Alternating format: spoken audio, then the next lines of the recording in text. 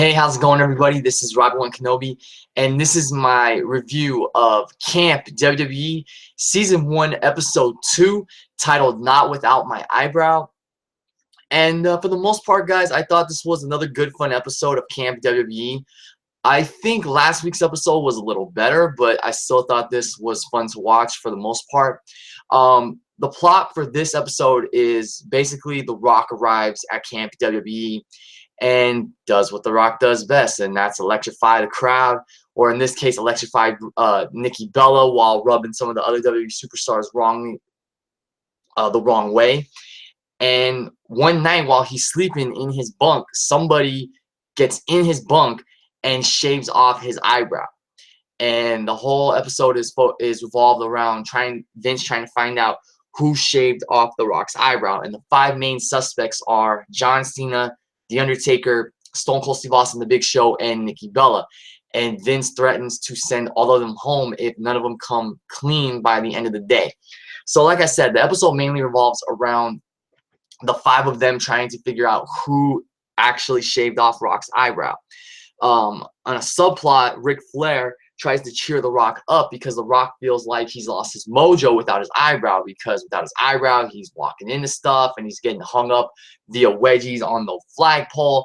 And, you know, Rock feels like he lost his mojo, and Ric Flair is trying to help him regain his mojo. So like I said, for the second episode, I thought it was good and fun.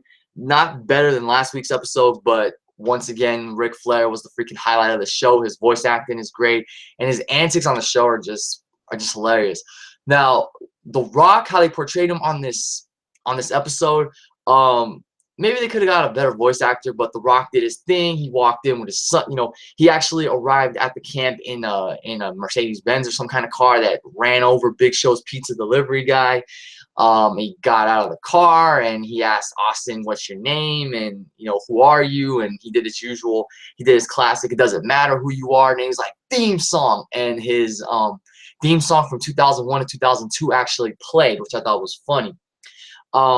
So with regards to who actually shaved off Rock's eyebrow, I found it funny that they split up into teams. It was Big Show and Undertaker on one team, John Cena and Nikki Bella, ironically, on another team, and Stone Cold Steve Austin was his own man. So they basically are looking throughout Vince's mansion, because it looks like apparently Vince has a mansion at Camp WWE with a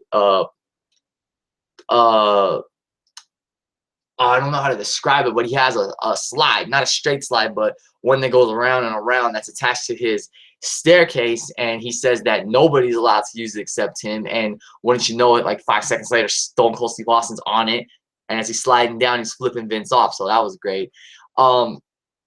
Another subplot in this episode was Vince trying to find a new cash cow, because he felt that without the eyebrow, that Rock wasn't a moneymaker. So he was trying to find a new cash cow in one of his campers. And he tries to get Undertaker to do a Pamper commercial, a Huggies commercial. And then he tries to get Austin to be the face of some beer. And I don't know if this was actually Austin who recorded this soundbite, but when Vince has to actually get Austin's father or mother on the phone to approve of Austin being the face of this beer product, Vince starts talking like Austin, and it's this uncanny voice impersonation. Like I said, I don't know if they brought Austin in to record that, or if Vince can just do this really uncanny impersonation of Austin, but I thought that was cool. Not many highlights in this episode compared to last week's. Like I said, Ric Flair is just freaking awesome with his voice acting and his antics. To cheer The Rock up, he takes him to a strip club, and then he tries to encourage him to regain his mojo by fighting a couple of big bar patrons. I mean, that was just hilarious. Other than that, you know, there wasn't really much that stood out to me. When it was revealed who actually shaved off Rock's eyebrow, I was kind of surprised. But then I thought, well, maybe this is because of what happened when this guy and The Rock went one-on-one at one point. I'm not going to reveal who it is, but you guys are going to be in for a surprise when it actually does happen. We got to see more campers this time, even though some of them didn't really speak. Like we got to see Becky Lynch on the kickball field along with Kevin Owens and Seth Rollins and Dean Ambrose and Roman Reigns. And what was funny was as the campers were leaving the kickball field, Roman, Seth, and Dean were all walking on one side, not literally together, but they were like right next to each other. So I found it funny that, you know, the remnants of the Shield were like that close to each other. We got to hear Paige speak, and the actress who did Paige's accent was really good. I liked it. Obviously, it's not the real Paige, but I thought she did a good job with the accent. And I just find it funny that Ric Flair is the guy that Vince goes to try to make things better, whether it was trying to make John Cena not feel homesick last week or trying to make The Rock feel better about not having his mojo or helping him regain his mojo this week.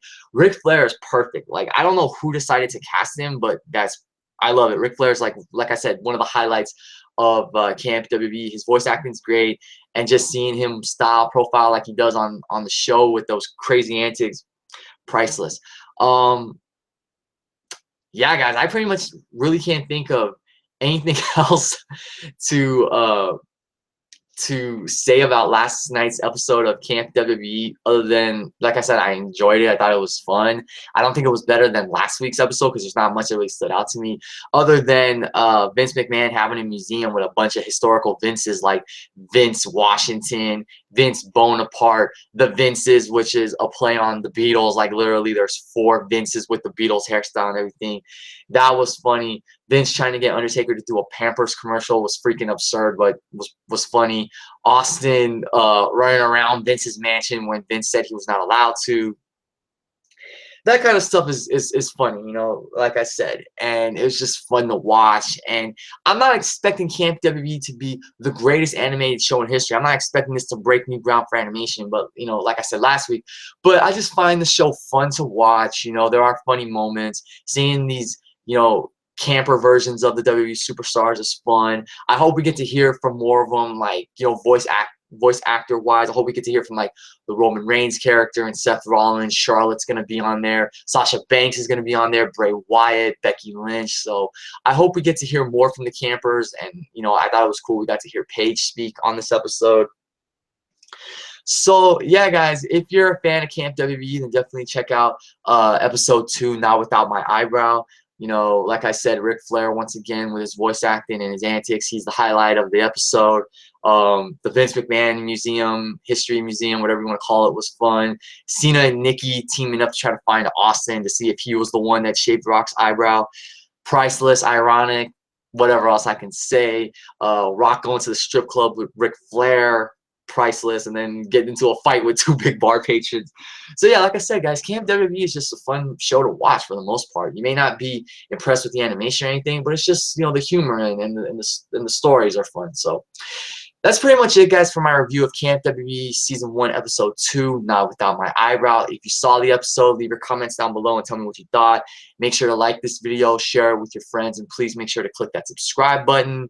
And until next time, this is Robbie One Kenobi signing off. Thanks for watching. Thanks for listening. Have a good day.